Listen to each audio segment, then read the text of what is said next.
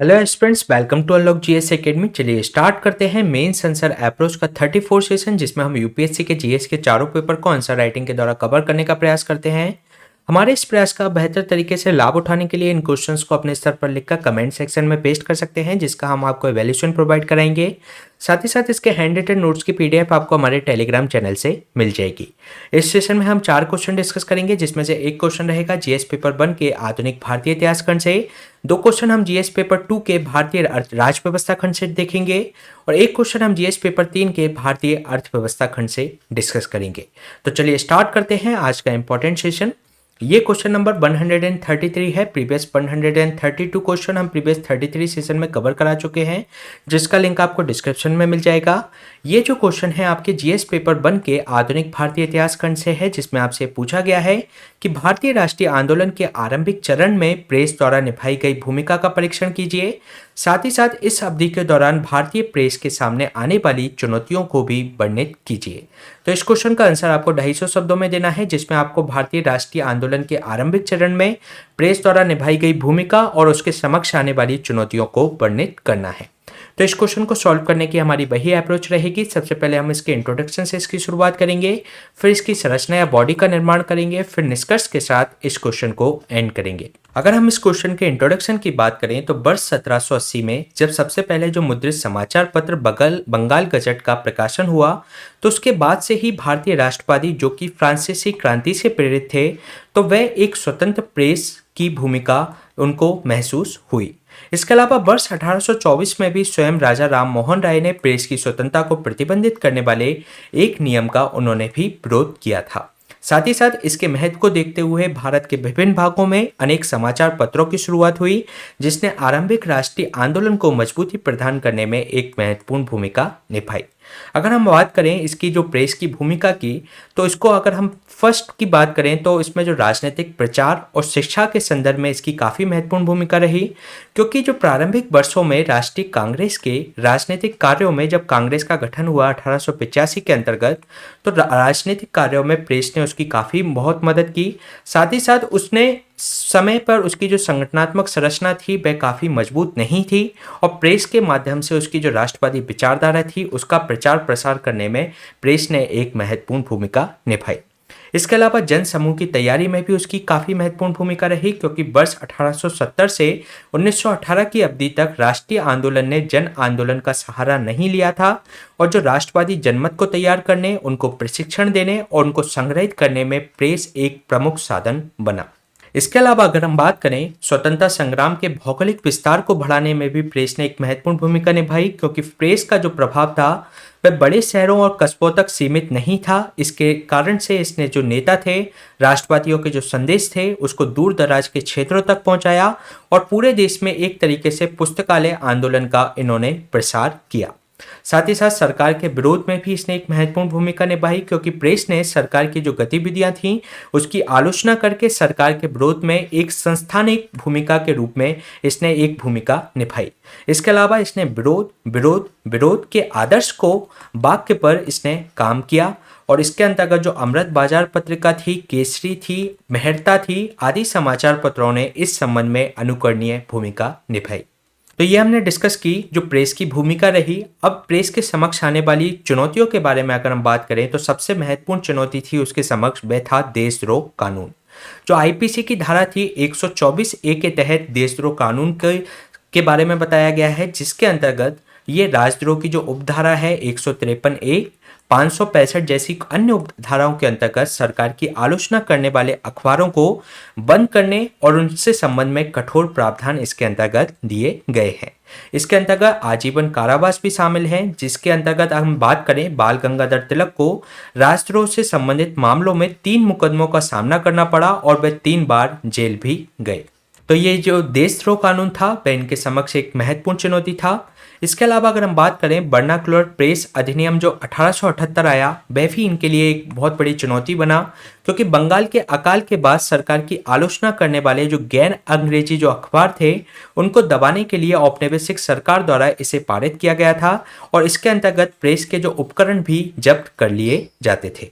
इसके अलावा ब्रिटिश सरकार के द्वारा समय समय पर अन्य जो कठोर कानून लाए गए वह भी प्रेस के समक्ष एक चुनौती के रूप में उभर कर सामने आए, जैसे कि 1900 के दशक की शुरुआत से ही जब आंदोलन ने जोर पकड़ा तो औपनिवेशिक सरकार ने भारतीय आवाज को दबाने के लिए कई सारे अधिनियम लाए, जैसे कि राजद्रोहात्मक जो सभाओं का निवारण अधिनियम 1911, प्रेस अधिनियम 1910 और आपराधिक कानून संशोधन अधिनियम 1908। तो इस तरीके के कानून उनके द्वारा लाए गए। 1910 का जो प्रेस अधिनियम था उसके तहत जो 1000 से अधिक समाचार पत्रों का अभियोजन किया गया और उनको अपने अधीन ले लिया गया, और समाचार पत्रों के जो स्वामी थे उनको 5 लाख का भारी रकम भी उनको चुकानी पड़ी। तो ये हमने बात की जो आरंभिक जो राष्ट्रीय आंदोलन था उसके जो आरंभिक चरण में प्रेस के समक्ष आने वाली चुनौतियों के बारे में। अगर हम इसके निष्कर्ष की बात करें तो इन चुनौतियों के बावजूद भी भारतीय प्रेस ने बचे रहने एवं उन्नति करने के लिए एक सरल तरीके खोज लिए, जैसे कि वर्नाकुलर जो प्रेस एक्ट आया था 1878 में, उसकी से सेंसर व्यवस्था से बचने के लिए जो अमृत बाजार पत्रिका थी वह रातों रात एक अंग्रेजी प्रकाशन में बदल गई थी। साथ ही साथ राष्ट्रीय नेताओं के द्वारा भी जो प्रेस की स्वतंत्रता थी उसकी निष्ठा से रक्षा उनके द्वारा की गई, और यही कारण रहा भारतीय संविधान में भी अभिव्यक्ति की स्वतंत्रता के अंतर्गत प्रेस की स्वतंत्रता को सुनिश्चित करने का प्रयास किया गया। तो ये क्वेश्चन हमने डिस्कस किया जीएस पेपर 1 के आधुनिक भारतीय इतिहास खंड से। चलिए चलते हैं नेक्स्ट क्वेश्चन पे। नेक्स्ट क्वेश्चन है आपका जीएस पेपर 2 के भारतीय राज व्यवस्था खंड से, जिसमें आपसे पूछा गया है कि यूपीएससी की भूमिका का विवरण दीजिए, साथ ही साथ यूपीएससी की स्वतंत्रता और उसकी निष्पक्ष कामकाज की सुरक्षा और उन्हें बनाए रखने के लिए संवैधानिक प्रावधानों को सूचीबद्ध कीजिए। तो इस क्वेश्चन का आंसर आपको 250 शब्दों में देना है, जिसमें आपको यूपीएससी की भूमिका के बारे में बताना है, साथ ही साथ उसकी स्वतंत्रता और उसकी निष्पक्ष कामकाज की सुरक्षा के लिए संविधान में क्या प्रावधान दिए गए हैं उसके बारे में भी आपको चर्चा करनी है। तो इस क्वेश्चन को सॉल्व करने के लिए हमारी वही अप्रोच रहेगी। हम इसके इंट्रोडक्शन से इसकी शुरुआत करेंगे, जिसमें हम बताएंगे कि संघ लोक सेवा आयोग का गठन केंद्रीय भर्ती अभिकरण के रूप में किया गया था और भारतीय संविधान के अनुच्छेद 315 के अंतर्गत गठित ये एक स्वतंत्र संवैधानिक निकाय है और इसे भारत में मेरिट पद्धति के प्रहरी के रूप में भी माना जाता है। इसके अलावा अगर हम बात करें यूपीएससी की भूमिका की, तो ये अखिल भारतीय सेवाओं, केंद्रीय सेवाओं एवं संघ राज्य क्षेत्र की जो सेवाएं होती हैं उनके नियुक्ति के लिए ये परीक्षाएं आयोजित करता है। साथ ही साथ ये सेवा संबंधी जो मामलों से परामर्श उपलब्ध करवाता है, साथ ही साथ जो अनुशासनात्मक जो मामले हैं उससे संबंधित सरकार को परामर्श देता है। इसके अलावा ये राज्यों यदि या दो से अधिक राज्य अनुरोध करते हैं कि वे एक संयुक्त भर्ती की योजना के लिए एक ज्वाइंट पब्लिक सर्विस कमीशन बनाएं, तो उनकी अनुरोध पर उसका प्रवर्तन उसको तैयार करने में उनको सहायता करता है। साथ ही साथ संसद द्वारा यूपीएससी को संघ की सेवाओं से संबंधित कोई भी अतिरिक्त कार्य होता है तो वह भी यूपीएससी को दिया जा सकता है, और यूपीएससी को जो लेटरल एंट्री के माध्यम से जो अधिकारियों को नियुक्त करने का भी अधिकार दिया गया है। इसके अलावा अगर हम बात करें संघ लोक सेवा आयोग की सीमाओं के बारे में, तो ये एक केवल सलाहकारी निकाय के रूप में है, क्योंकि इसकी जो सिफारिश होती है केवल सलाहकारी प्रकृति की होती है और सरकार उनको मानने के लिए बाध्य नहीं होती, और सरकार यूपीएससी के सलाहकारी कार्यों को नियंत्रित करने हेतु नियम भी इसके अंतर्गत सरकार के द्वारा बनाए जा सकते हैं।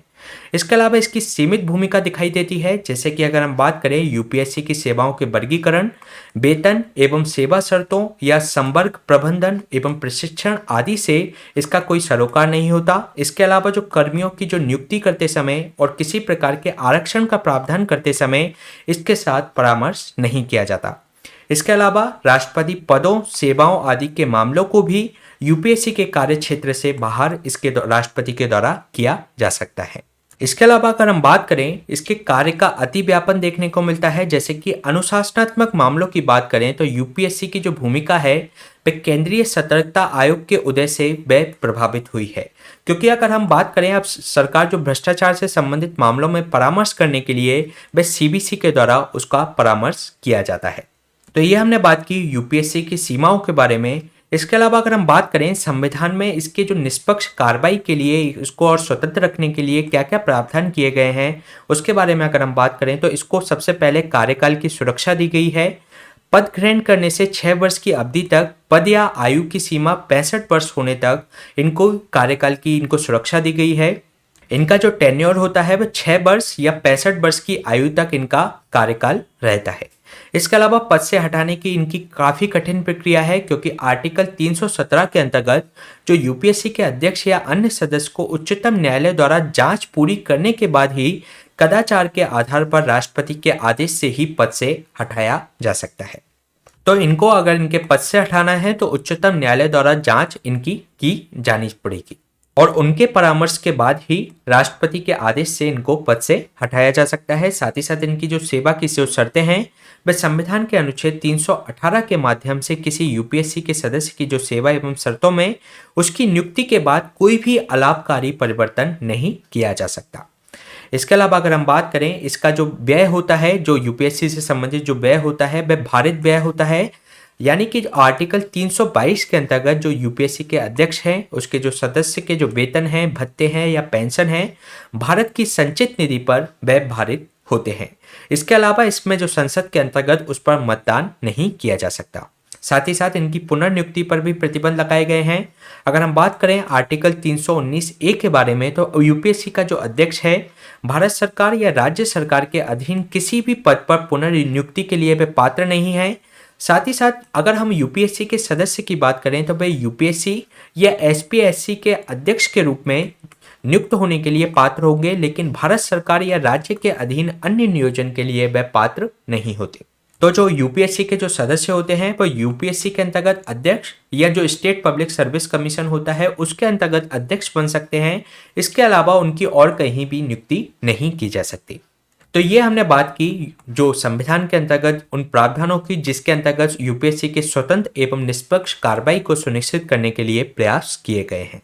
अगर हम बात करें इसकी जो यूपीएससी की स्वतंत्रता के बारे में, तो इसमें जो सिफारिश को स्वीकार न करने पर ये इसमें ज्ञापन दिया जा सकता है। अगर हम बात करें अनुच्छेद 323 के अंतर्गत, तो जो आयोग की जो कार्यचालन की जो रिपोर्ट के साथ राष्ट्रपति द्वारा आयोग की जो सिफारिशें होती हैं उसको अस्वीकार करने का कारण बताते हुए एक ज्ञापन भी दोनों सदनों के समक्ष इसके अंतर्गत प्रस्तुत किया जाता है। तो इसके माध्यम से भी यूपीएससी की स्वतंत्रता को सुनिश्चित किया गया है। तो ये क्वेश्चन हमने डिस्कस किया जीएस पेपर 2 के भारतीय राष्ट्र व्यवस्था खंड से। चलिए चलते हैं नेक्स्ट क्वेश्चन पे। नेक्स्ट क्वेश्चन भी आपका जीएस पेपर 2 के भारतीय राष्ट्र व्यवस्था खंड से है, जिसमें आपसे पूछा गया है कि संविधान के लागू होने के पश्चात से अनेक न्यायिक निर्णयों या संविधान संशोधनों ने मूल अधिकारों और राज्य के जो नीति निर्देशक तत्वों के मध्य के संतुलन को परिवर्तित कर दिया है। इसका आपको विश्लेषण करना है। तो इस क्वेश्चन का आंसर आपको 250 शब्दों में देना है, जिसमें आपको बताना है कि संविधान जब से लागू हुआ उसके बाद से कई सारे ऐसे न्यायिक निर्णय रहे या कई सारे संवैधानिक संशोधन रहे जिसने फंडामेंटल राइट्स और जो डीपीएसपी हैं उनके मध्य संतुलन को परिवर्तित किया है। तो उसके बारे में आपको चर्चा करनी है। तो सबसे पहले हम अगर इसके इंट्रोडक्शन की बात करें तो एक और अगर हम मूल अधिकार की बात करें तो वह प्रकृति में परिवर्तनीय है, यानी कि इन्फोर्सेबल है। इसका मतलब यह होता है कि अगर इनका कोई मूल अधिकारों का हनन होता है तो वह आर्टिकल 32 के तहत वह सुप्रीम कोर्ट से उन अधिकारों के हनन के खिलाफ याचिका दायर कर सकते हैं। इसके अलावा दूसरी ओर जो राज्य के जो नीति निर्देशक तत्व हैं उनकी जो प्रकृति है वह गैर प्रवर्तनीय है, यानी कि वह नॉन इन्फोर्सेबल है। इसके अंतर्गत जो डीपीएसपी में जो भी डायरेक्शंस दिए गए हैं अगर उनको राज्य फुलफिल नहीं करता है तो इसमें नागरिक के पास यह अधिकार नहीं होता कि वह उसको इन्फोर्स करा सके सुप्रीम कोर्ट के द्वारा। इसके अलावा इसमें जो बावजूद होने के कारण भी नैतिक बाध्यता है सरकार के ऊपर। इसके अलावा दोनों के मध्य फिर भी हमें संघर्ष और विवाद ये उत्पन्न करता है। तो ये संविधान के आरंभ से ही इनके बीच में संघर्ष देखने को मिला। अगर हम बात करें संविधान लागू होने के समय से ही विभिन्न न्यायिक निर्णयों और संवैधानिक संशोधन अधिनियम के तहत इसको संशोधित किया गया है। अब हम बात कर लेते हैं उन न्यायिक निर्णयों और संवैधानिक संशोधन के बारे में जिसके कारण से इनकी प्रकृति को परिवर्तित करने का प्रयास किया गया है। अगर हम बात करें सबसे पहले मूल अधिकारों का सर्वोच्च किंतु संशोधनीय रूप इसमें देखने को मिला और ये आया चंपकम दौराई राजन बाद जो हुआ था 1952 के अंतर्गत, जिसमें जो फंडामेंटल राइट और डीपीएसपी के जो मध्य जो टकराव संबंधी ये फर्स्ट आपको केस देखने को मिलेगा। इसके अलावा सुप्रीम कोर्ट द्वारा यह निर्णय दिया गया कि दोनों के मध्य किसी भी प्रकार के टकराव से मूल अधिकार वे प्रभावी रहेंगे। साथ ही साथ हालांकि उन्होंने ये भी निर्धारित कर दिया कि संसद किसी भी निर्देशक तत्वों को लागू करने के लिए फंडामेंटल राइट्स में संवैधानिक संशोधन अधिनियम से उसको संशोधित कर सकती है। तो इनके द्वारा कहा गया कि जो फंडामेंटल राइट्स हैं और इनके बीच में अगर संघर्ष होता है डीपीएसपी के बीच में, तो फंडामेंटल राइट्स उसमें प्रभावी रहेंगे। लेकिन इसके अंतर्गत उन्होंने ये भी बोला कि इसमें संवैधानिक संशोधन अधिनियम के माध्यम से उसके अंतर्गत संशोधन भी किया जा सकता है। इसके अलावा अगर हम बात करें सेकंड में, अगर हम बात करें तो मूल अधिकार उल्लंघनीय की बात की गई और ये फैसला आया गोलकनाथ बाद 1967 के माध्यम से, जिसमें सुप्रीम कोर्ट के द्वारा यह निर्णय दिया गया कि संसद किसी भी फंडामेंटल राइट को समाप्त या सीमित नहीं कर सकती। इसका अर्थ यह है कि निदेशक तत्वों को लागू करने के लिए मूल अधिकारों में संशोधन नहीं किया जा सकता। यानी कि जो चंपकम दोराईराजन बाद में जो कहा गया था कि इसमें संशोधन किया जा सकता है, वह गोलकनाथ बाद में कह दिया गया कि इसके अंतर्गत डीपीएसपी को लागू करने के लिए फंडामेंटल राइट्स के अंतर्गत कोई भी संशोधन नहीं किया जा सकता। इसके अलावा अगर हम बात करें जो मूल अधिकार और संशोधनीय है और कुछ डीपीएसपी को लागू करने वाले जो कानूनों को कुछ मूल अधिकारों में वरीयता इसके अंतर्गत दी गई और इसके अंतर्गत जो वरीयता दी गई वह संवैधानिक संशोधन अधिनियम के बाद से दी गई, क्योंकि जो गोलकनाथ विवाद था उसकी प्रतिक्रिया स्वरूप आया 24वां संविधान संशोधन और 25वां संविधान संशोधन। अगर हम बात करें 24वें संविधान संशोधन की, तो संसद को फंडामेंटल राइट सहित संविधान के किसी भी भाग को संशोधित करने की इनको शक्ति प्राप्त हुई। इसके अलावा 25वें संविधान संशोधन के माध्यम से आर्टिकल जो 31C को अंतः स्थापित किया गया और इसके अंतर्गत ये कहा गया कि अगर 39B और 39C के तहत जो निदेशक तत्वों को लागू करने की अगर किसी विधि को उसके आधार पर अवैध घोषित नहीं किया जाएगा कि वह जो फंडामेंटल राइट्स हैं 14, 19 और 21 उनका वह उल्लंघन करते हैं, तो भी उनको इस आधार पर अवैध घोषित नहीं किया जा सकता। यानी कि जो डीपीएसपी के 39B और 39C थे उनको वरीयता दी गई आर्टिकल 14, 19 और 31 पर। इसके अलावा इसमें यह भी कह दिया गया कि इस प्रकार की विधि पर कोई भी किसी भी प्रकार की न्यायिक समीक्षा यानी कि जुडिशियल रिव्यू इसके दायरे से बाहर रहेगी, यानी कि उस पर कोई भी जुडिशियल रिव्यू नहीं किया जा सकता। इसके बाद अगर हम बात करें तो केशवानंद भारती बाद आता है 1973 में, जिसके अंतर्गत कहा गया कि कुछ निदेशक तत्वों को कुछ मूल अधिकारों पर वरीयता इन्होंने प्रदान की गई। साथ ही साथ इन्होंने ये कहा कि निर्णय दिया कि न्यायिक समीक्षा को सीमित करने वाला जो संविधान संशोधन किया गया है वह एक तरीके से मूल ढांचे का उल्लंघन करता है और संसद को यह अधिकार नहीं है कि वह संविधान के मूल ढांचे को वह संशोधित कर सके। इसके बाद निदेशक तत्वों को वरीयता दी गई, जिसमें 1976 में जो 42nd जो कॉन्स्टिट्यूशनल अमेंडमेंट आया जिसको मिनी कॉन्स्टिट्यूशन कहा जाता है, इसके अंतर्गत संसद द्वारा अनुच्छेद जो 31C में के अंतर्गत संशोधन किया गया और जो इसमें कहा गया था कि 39B और 39C को वरीयता दी जाएगी 14, 19 और 31 पर, तो इसने ये कर दिया गया कि जो 39B और 39C की जो वरीयता रहेगी वह भाग 4 के तहत जो सभी निदेशक तत्व हैं उसको वरीयता प्रदान कर दी गई मूल अधिकारों पर। यानी कि जो डीपीएसपी के लिए अगर कोई कानून बनाया जाएगा तो उसको इस आधार पर अवैध घोषित नहीं किया जा सकता कि वह फंडामेंटल राइट्स का उल्लंघन करते हैं। तो यह प्रावधान आया 1976 के 42वें संविधान संशोधन के माध्यम से। इसके बाद केस होता है निदेशक तत्वों और मूल अधिकारों के मध्य संतुलित संबंध स्थापित करने के प्रयास किया जाता है और केस आता है मिनर्वा मिल्स बाद 1980, जिसके अंतर्गत सुप्रीम कोर्ट के द्वारा जो सभी निदेशक तत्वों को सर्वोच्चता प्रदान किए जाने की जो बात की गई थी उसको असंवैधानिक उन्होंने घोषित कर दिया। यानी कि जो 42वें संविधान संशोधन में जो डीपीएसपी की जो वरीयता दे दी गई थी सभी फंडामेंटल राइट्स पर, तो उनको उसने अवैध घोषित किया। साथ ही साथ उन्होंने कहा कि जो 31 जो सी को शामिल किया गया था उसको फिर से उन्होंने पुनः स्थापित किया, जिसका मतलब ये हुआ कि जो 39B और 39C से संबंधित अगर कोई कानून बनाया जाता है तो उसको वरीयता दी जाएगी फंडामेंटल राइट्स पर। साथ ही साथ मिनर्वा मिल्स बात के अंतर्गत ये भी कहा गया कि भाग 3 यानी कि जो मूल अधिकार से संबंधित भाग है और जो डीपीएसपी यानी कि जो आपके जो भाग 4 है उसके अंतर्गत संतुलन संविधान का अभिन्न अंग है और क्योंकि सामाजिक परिवर्तन के प्रति जो प्रतिबद्धता की जो मूल भावना है उसका निर्माण ये साथ मिलकर ही कर सकते हैं। तो इसके अंतर्गत हमने विभिन्न केसेस और विभिन्न संवैधानिक संशोधन की बात की जिन्होंने इनके बीच की जो प्रकृति को परिवर्तित करने का प्रयास किया गया और अगर हम अभी की स्थिति की अगर हम बात करें तो निष्कर्ष में इस बात को हम देख सकते हैं कि वर्तमान स्थिति में निर्देशक तत्वों की तुलना में मूल अधिकारों को वरीयता प्रदान की गई है। हालांकि जो संसद है वह निदेशक तत्वों को लागू करने के लिए मूल अधिकारों में संशोधन कर सकती है, लेकिन ये जो संशोधन होना चाहिए वह मूल ढांचे का उल्लंघन नहीं होना चाहिए संविधान के। तो ये क्वेश्चन हमने डिस्कस किया जीएस पेपर 2 के भारतीय राज्य व्यवस्था खंड से। चलिए चलते हैं नेक्स्ट क्वेश्चन पे। नेक्स्ट क्वेश्चन है आपका जीएस पेपर 3 के भारतीय अर्थव्यवस्था खंड से, जिसमें आपसे कहा गया है कि राजकोषीय उत्तरदायित्व और बजट प्रबंधन अधिनियम यानी कि एफआरबीएम एक्ट 2003 के क्या उद्देश्य हैं और इसकी प्रमुख विशेषताओं को सूचीबद्ध कीजिए। तो इसके अंतर्गत आपको एफआरबीएम एक्ट के बारे में डिस्कस करना है और उसके संबंध में आपको उसके संबंध में विशेषताओं को बताना है। तो अगर हम इसके इंट्रोडक्शन की बात करें तो राजकोषीय उत्तरदायित्व और बजट प्रबंधन अधिनियम यानी कि जो फिस्कल रिस्पॉन्सिबिलिटी बजट मैनेजमेंट जो एक्ट है 2003 का, वह भारत की वित्तीय प्रबंधन प्रणालियों में पारदर्शिता एवं अनुशासन लाने के उद्देश्य से इसको अधिनियमित किया गया था। इसके अलावा इसने सरकार को एक संस्थागत ढांचे के माध्यम से विवेकपूर्ण राजकोषीय नीति अपनाने हेतु बाध्य करके राजकोषीय सुधारों में एक महत्वपूर्ण मोड़ को इसने चिन्हित किया।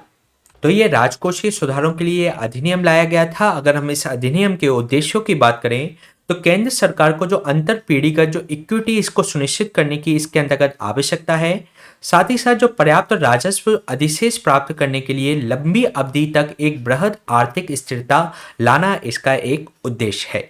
साथ ही साथ जो मौद्रिक नीति में आने वाली जो राजकोषीय बाधाएं हैं उसको दूर करने का प्रयत्न इसके द्वारा किया जाएगा। साथ ही साथ जो घाटे और उधार को सीमित करके जो प्रभावी ऋण प्रबंधन करना भी इसका एक उद्देश्य है। साथ ही साथ अगर हम बात करें मुद्रास्फीति से निपटने के लिए आरबीआई को लचीलापन प्रदान करना व वर्षों से जो भारत के ऋण का जो अधिक न्याय संगत वितरण सुनिश्चित करने का इस अधिनियम के द्वारा उद्देश्य सुनिश्चित करने का प्रयास किया जाएगा। इसके अलावा अगर हम बात करें इसके विशेषताओं की तो अधिनियम केंद्र सरकार को राजकोषीय घाटे और राजस्व जो घाटा होता है उसको कम करने के लिए उचित उपाय अपनाने का आदेश दिया जाता है इस अधिनियम के द्वारा, ताकि वर्ष 2009 तक के वर्ष तक वह राजस्व घाटे को समाप्त किया जा सके और उसके बाद पर्याप्त राजस्व अधिशेष को निर्माण किया जा सके। इसके अलावा इसमें यह भी कहा गया है कि यदि जो कर राजस्व यानी कि जो आपका जो रेवेन्यू आ रहा है सरकार का, उसके माध्यम से अगर राजकोषीय एवं राजस्व घाटे को कम नहीं किया जा सकता है तो आवश्यक समायोजन व्यय में कमी के उपाय को अपनाकर इसको राजकोषीय एवं राजस्व घाटे को कम किया जाना चाहिए। इसके अलावा अगर हम बात करें जो वास्तविक घाटा है ये केवल राष्ट्रीय सुरक्षा या प्राकृतिक आपदा की स्थिति में इसके अंतर्गत केंद्र सरकार या निर्दिष्ट ऐसे कोई अन्य असाधारण आधार दे सकते हैं जिसके अंतर्गत जो इसके अंतर्गत लक्ष्य रखे गए हैं एफआरबीएम एक्ट के अंतर्गत, तो उससे वह उसमें विचलन दर्शा सकता है और इसी क्लॉज को कहा जाता है एस्केप क्लॉज। इसके अलावा अगर हम बात करें केंद्र सरकार द्वारा जो नगद प्राप्तियों पर जो नगद संवितरण के अस्थायी जो आधिक्य है उसको पूरा करने के लिए जो अग्रिमों को छोड़कर जो वे एंड जो मेजर्स इसके द्वारा लिए जाते हैं, जो अग्रिम उपाय के द्वारा जो आरबीआई से जो उधार लेता है उसको छोड़कर केंद्र सरकार नगद प्राप्तियों के लिए जो अस्थायी जो आधिक्य है उसको करने के लिए अग्रिमों को छोड़कर आरबीआई के द्वारा उससे कोई भी उधार नहीं लेगी। इसके अलावा आरबीआई को वर्ष 2006 और 7 से केंद्र सरकार द्वारा जो जारी प्रतिभूतियां हैं उसके प्राथमिक जो निर्गम है उसमें व्यय इसके अंतर्गत नहीं करना चाहिए। इसके अलावा जो वास्तविक घाटा है केवल राष्ट्रीय सुरक्षा प्राकृतिक आपदा की स्थिति में इसको हम देख चुके हैं। इस तरीके के जो क्लॉज इसके अंतर्गत है वह उसका नाम है एस्केप क्लॉज। तो इसके माध्यम से इन असाधारण परिस्थितियों में इससे विचलन दर्शाया जा सकता है एफआरबीएम एक्ट से। अगर हम बात करें इसकी जो राजकोषीय परिचालनों में जो अधिक पारदर्शिता सुनिश्चित करने के उपाय इसके अंतर्गत किए जाने चाहिए। इसके अलावा इसमें जब बजट प्रस्तुत किया जाता है तो इसके अंतर्गत 3 विवरण भी इस एक्ट के अंतर्गत प्रस्तुत किए जाने चाहिए, जिसके अंतर्गत मध्यावधि राजकोषीय नीति विवरण, राजकोषीय नीति युक्ति विवरण, साथ ही साथ वार्षिक वित्तीय विवरण के साथ बृहद आर्थिक रूपरेखा विवरण। तो ये 3 डॉक्यूमेंट भी बजट के साथ इस एक्ट के तहत ये पेश किए जाते हैं। इसके अलावा अगर हम बात करें बजट के संबंध में जो प्राप्तियां हैं उससे संबंध में जो व्यय है उसकी प्रवृत्तियों की त्रैमासिक जो समीक्षा है संसद के दोनों सदनों के समक्ष भी रखी जाएगी। तो ये हमने बात की एफआरबीएम एक्ट से संबंधित उसकी विशेषताओं की। अगर हम बात करें इसके निष्कर्ष की तो इन लक्ष्यों को कई बार टाला गया है जो लक्ष्य एफआरबीएम एक्ट के द्वारा निर्धारित किए गए हैं और इसकी समीक्षा के लिए एनके सिंह समिति बनाई गई थी 2016 में, जिसने अधिनियम की समीक्षा की और समिति ने यह बताया कि जो ऋण और जीडीपी जो रेशियो है, यानी कि ऋण का जीडीपी के साथ जो अनुपात है उसे 2023 तक 60% तक लाने का प्रयास किया जाना चाहिए, जिसमें से 60% की अगर हम बात करें तो जिसमें से 40% रहेगा केंद्र सरकार का और राज्य सरकार का इसके अंतर्गत 20% ऋण जीडीपी रेशियो होना चाहिए। इसके अलावा अगर हम बात करें इसने 2023 तक राजकोषीय घाटे को 3.5% जो कि 2017 का था उसको 2.5% लाने की इसने सिफारिश की। साथ ही साथ इसने आपात परिस्थितियों की जो बात की हमने उसको समायोजित करने के लिए एक एस्केप क्लोज यानी कि इसके अंतर्गत विचलन दर्शाया जा सकता है इस अधिनियम के अंतर्गत। लेकिन इसने ये बताया कि जो एस्केप क्लोज है उसके अंतर्गत भी एक सीमा के अंतर्गत ही, एक राजकोषीय सीमा का अंतर्गत ही उसने समर्थन किया है और इसमें जो विचलन दर्शाएंगे जो फिस्कल डेफिसिट से तो वह एक सीमा तक ही होना चाहिए। तो ये क्वेश्चन हमने डिस्कस किया जीएस पेपर 3 के भारतीय अर्थव्यवस्था खंड से। इसी तरीके के सेशन हम आपके बीच में लाते रहेंगे। आपको अगर इसकी हैंड रिटन नोट्स की जो पीडीएफ है आपको इस टेलीग्राम चैनल से मिल जाएगी। Please stay tuned and subscribe the unlock GS academy. Thank you.